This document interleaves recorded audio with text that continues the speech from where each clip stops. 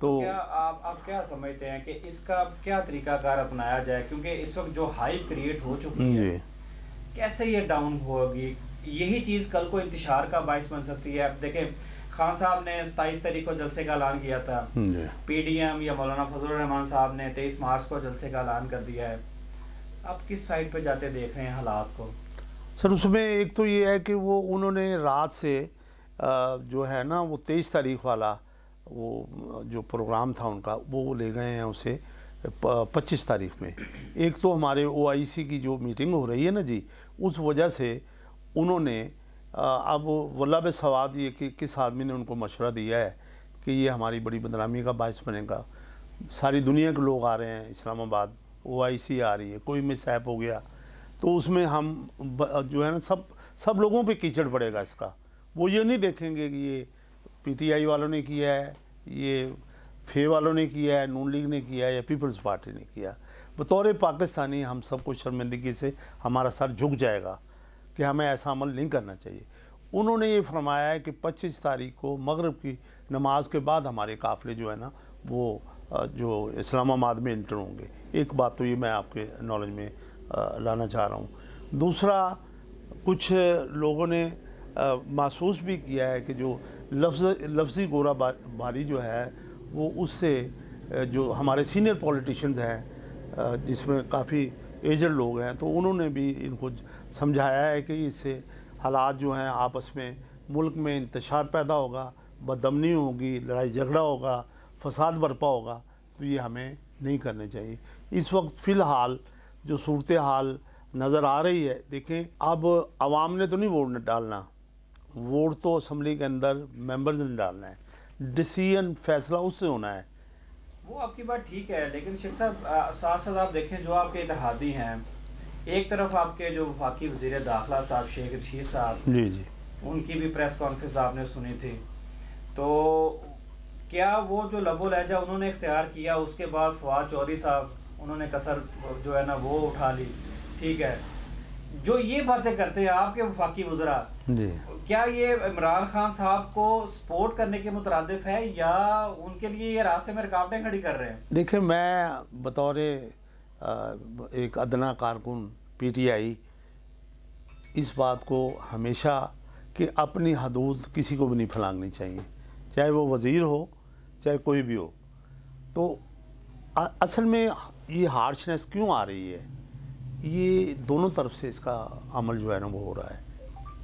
میں نے کہا نا تالی ایک ہاتھ سے نہیں بجتی، تو ہماری اپوزیشن بھی جو ہے نا وہ اس میں جو ہے نا بہت زیادہ انہوں نے بھی بمباری کے جو توپوں کے منہ کھولے ہوئے ہیں. تو جب لڑائی میں تو کہتے ہیں ہر چیز جائز ہو جاتی ہے، لیکن جمہوریت میں ایسا نہیں ہونا چاہیے. لڑائی تو تھی وفاق کی، ہاں تو آگے آپ کے عثمان بزدار صاحب کے بیچ میں، جی کیا عثمان بزدار صاحب جو ہیں وہ مائنس ہونے جا رہے ہیں؟ نہیں سر، ابھی تو کوئی ایسا نظر نہیں آ رہا. پہلے تو ہم سب سے پہلے تو ہم نے مرکز میں جو ہے نا وہ اپنا مینیج کرنا ہے اپنے آپ کو. آفٹر دس تو پھر پنجاب کی باری آئے گی. کیا مطمئن ہے عثمان بزدار صاحب کی کارکردگی سے؟ سر میں تو دیکھیں جی جو حالات ہیں 4 سال سے ہمارے ملک کے، ہماری جو اکانومی جو ہے نا اس کی وجہ سے کسی آدمی کو بھی آپ بٹھا دیں وہ کوئی اچھا پرفارم نہیں کر سکتا. اگر فرض کیا فار ایگزامپل ہم کہتے ہیں کہ جی وہ عدم اعتماد ہو جاتا ہے، تو ان کے پاس کوئی ایسا فارمولہ ہے کہ یہ نیچے لے آئیں گے قیمتوں کو؟ کوئی فارمولہ نہیں ہے. ان کے پاس کوئی پروگرام ہے؟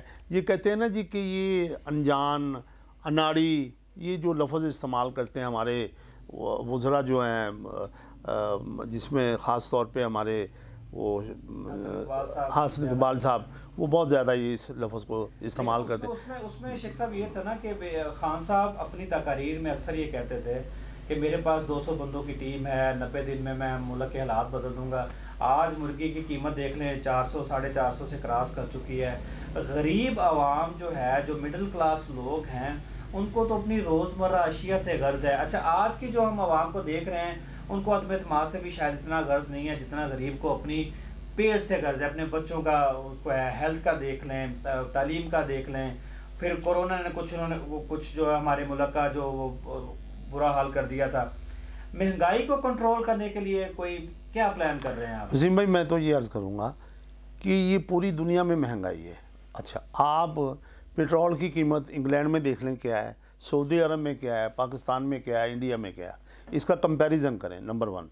नंबर 2, जो महंगाई है वो आप माशाल्लाह वेल नॉलेज पर्सन हैं और आपकी नज़र बड़ी गहरी है सारी दुनिया के मामलात में, चूँकि आप ख़ुद भी बाहर रहे हैं। हालात जो हैं महंगाई वाले वो सारी देखें, आप पाकिस्तान में दालें नहीं हो रही, पैदावार नहीं हो रही है, तो हम सारी इंपोर्ट कर रहे हैं।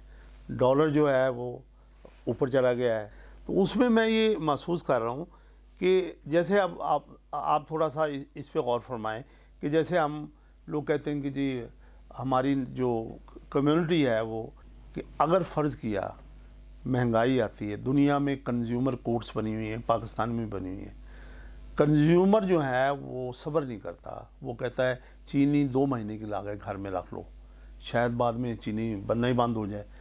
टमाटर जैसे, अगर टमाटर हम नहीं खाते, बाइकआउट करते हैं, किसान को नुकसान ज़रूर होगा उसका, लेकिन कीमतें लेवल पे आ जाएंगी।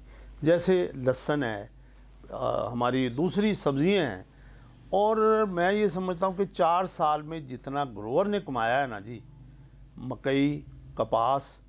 शेख साहब, ये तो एक अच्छा, ऐसी उसमें डिबेट है, ये तो अभी ख़त्म नहीं होने वाली, क्योंकि ये तो हमें आगे के नज़र आ रहा है कि हालात अभी शायद इससे भी बदतर हो जाएं। जी जी। अच्छा, जहाँ पे महंगाई भी चल रही है उसके साथ साथ हमारी पंजाब की अगर हम बात करें तो गुड गवर्नेंस का भी मसला है, लॉ एंड ऑर्डर का भी मसला है जी। आप क्योंकि शिकायत सेल के चेयरमैन भी हैं अपने इलाके के, साहिवाल के, गुड गवर्नेंस के लिए क्या इकदाम कर रही है आपकी गवर्नमेंट? सर, बात यह है कि इसमें आपके नॉलेज में भी है कि हम बार बार जो हालात इनहेरिटेड हमें मिले हैं ना, तो उन हालात को कंट्रोल करना बहुत मुश्किल काम है। फॉर एग्ज़ाम्पल, जैसे अब पीपल्स पार्टी की हुकूमत, फिर नून लीग की हुकूमत, ऐसे ही है ना जी जो हमारा बनी सूरत। आप फिगर्स निकाल के देख लें कि उसमें कमी बेशी तकरीबन करीब मामलात फिर रहे हैं। अच्छा, जब भूख बढ़ती है तो आपको ज़ाहिर है कि जो हम क्रिमिनल लोग हैं, आप समझते हैं कि आपके दौर के 3.5 साल तकरीबन आपके हो चुके हैं, आपके दौर में गवर्नेंस के जो हालात हैं वो पहली गवर्नमेंट से बेहतर है? नहीं सर, बेहतर तो नहीं मैं कह सकता, लेकिन ये है कि कंपैरेटिवली समझ लें कि वो बराबर सी सूरत हाल है। हमने तो जो हालात, क्योंकि मैंने